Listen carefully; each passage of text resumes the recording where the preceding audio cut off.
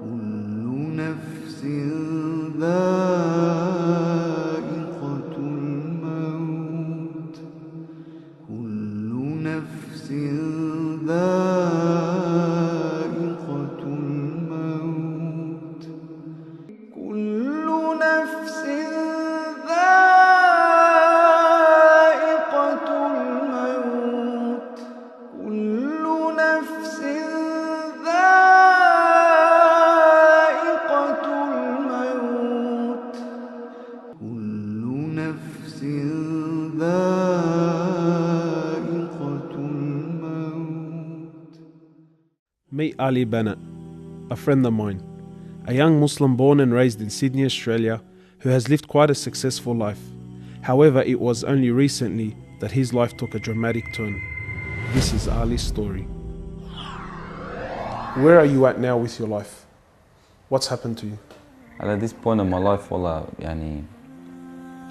I've been gifted alhamdulillah by Allah with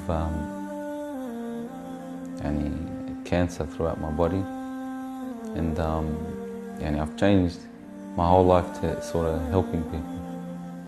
Why do you call it a gift, Ali? And alhamdulillah, it's a gift because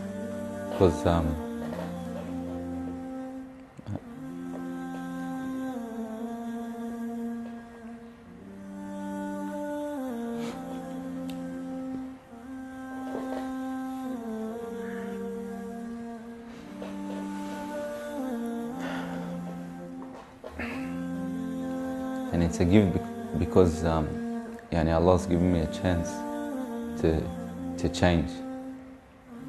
What has having cancer, what has it opened your eyes to? SubhanAllah, everything in life, even the smallest gift, like breathing fresh air.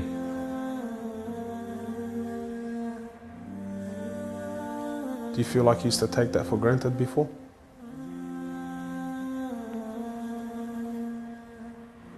How long have you had cancer for? 4 months now. Ali was diagnosed with stage 4 cancer and given only 7 months to live. Upon finding the news, he immediately sold his successful business and was forced to reconsider the lavish lifestyle he was accustomed to. Everything was to change. Ali, what was your reaction when you came to know you had cancer? I got rid of my cars, I got rid of my watches,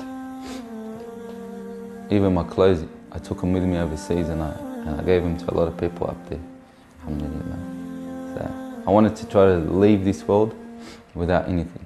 So you were on a mission to get rid of your dunya.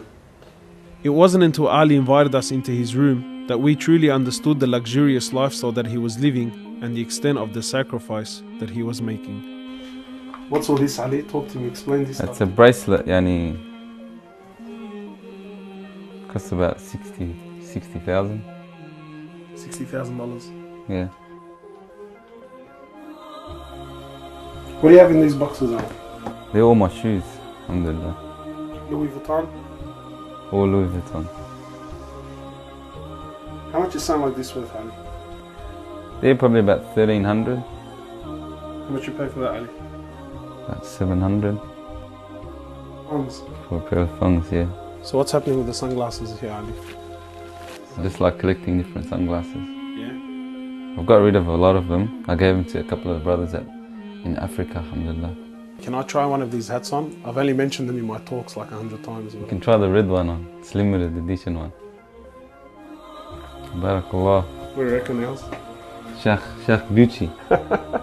Ali's interest in the dunya has left him abruptly and no longer holds a place in his heart.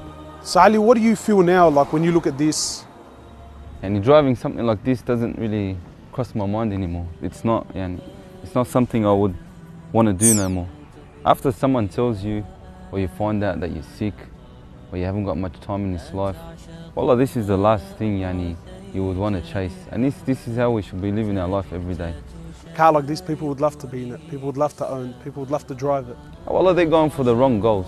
And you realize that when you get sick, when someone tells you haven't got long to live, you realize all this stuff, it does not benefit us in any way.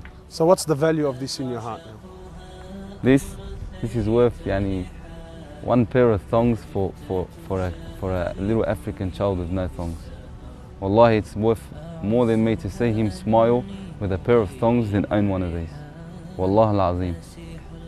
Ali has since dedicated the remainder of his life and wealth to helping those who are far less fortunate than him. After an emotional journey to Africa, Ali has established a charity titled Muslims Around the World Project. The organization wasted no time in the construction of a masjid and a school in Africa to serve as an ongoing charity for him when he finally has to depart this world. Well, it all started from when I went to the cemetery when a brother that has cancer passed away. And I was at the cemetery and I was just thinking to myself, after you go, there's nothing. There's no one there for you. No mother, no father, no brother, no sister, except for your deeds. And even your money is not going to be there for you. So the only thing that's going to be there for you is a sadaqah.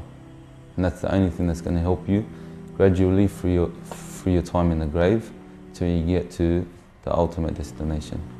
As the reality of death further sinks in, Ali spends most of his personal time in preparing himself for his final meeting with his Creator, Allah. The Prophet of Allah says, sallallahu alaihi wasallam, more or less, he says, he who loves to meet Allah, Allah loves to meet him. And he who hates to meet Allah, Allah hates to meet him. Are you loving to meet Allah?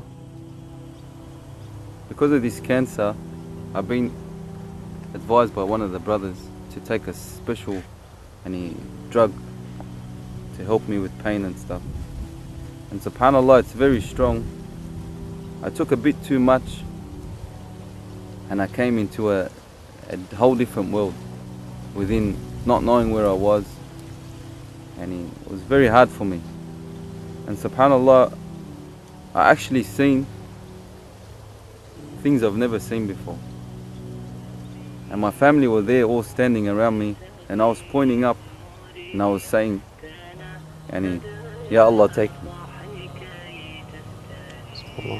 And it was that beautiful what I was seeing. I just wanted to go. And the next day, subhanAllah, I woke up and I was upset that Allah didn't take me.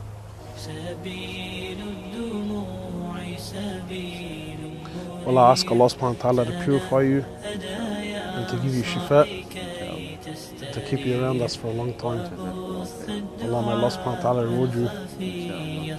Give you firdaus al-a'la.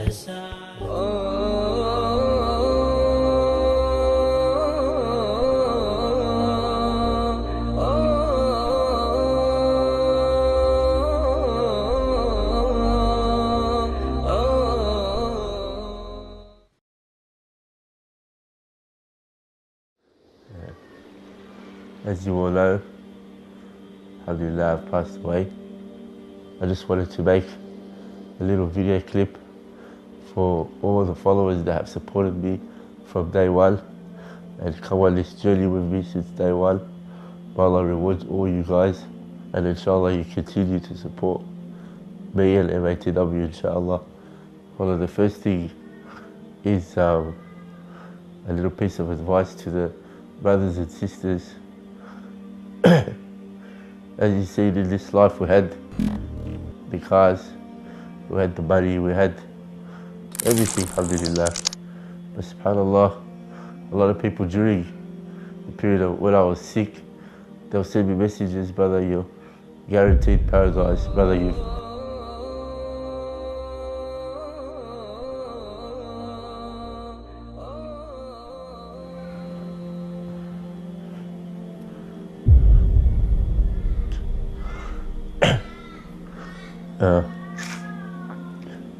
brother, you've done so much for just the simple blessing that Allah subhanahu wa ta'ala has given us, like waking up in the morning and being able to walk to the bathroom by yourself.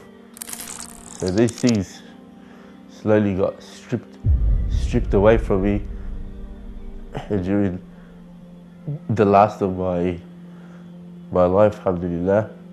Wallahi, some of us don't get that chance from Allah subhanahu wa ta'ala to know when we're going to pass away. Some of us, and a lot of us, just pass away suddenly. You've heard many stories where brothers and sisters have died in clubs or overdosed, or whatever it is, subhanAllah. So during your life, brothers and sisters, just try to have a goal, try to have a plan, try to have a project that you work towards. Even if it's not you personally doing it and you're funding someone else's projects, just do something, because wallahi you're going to need it on the day of judgment. And for the brothers and sisters that are chasing this life, well, my advice to you guys is, this life is becoming, before we used to say 5 years ago, 10 years ago, certain things were happening. Now it's every month things are changing. And wallah, we're following our desires more than we're following Islam these days. We're just going to be careful, because wallah, it's not a joke anymore. Our kids are getting affected, everyone's getting affected.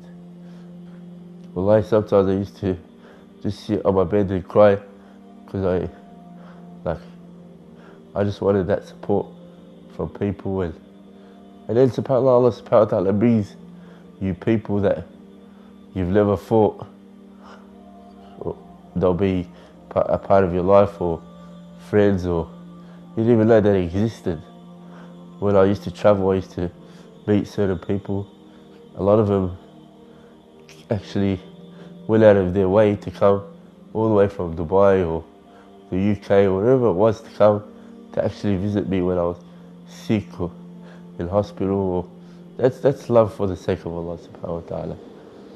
No photos, no nothing like that. Just come to visit. 14-hour flight just to see if I'm okay, subhanAllah.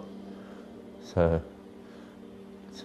for the people that are out there that are sick or worried or stressed, come out, I say to you people, don't worry. Allah subhanahu wa ta'ala will send you people that you've never expected if you really need someone. You just have to have trust and tawakkul in Allah subhanahu wa ta'ala.